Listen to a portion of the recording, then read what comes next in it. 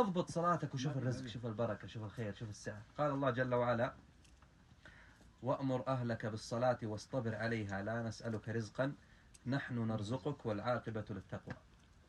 نحن نرزقك، احنا ما نسألك رزق، انت عليك انت اضبط الصلاة.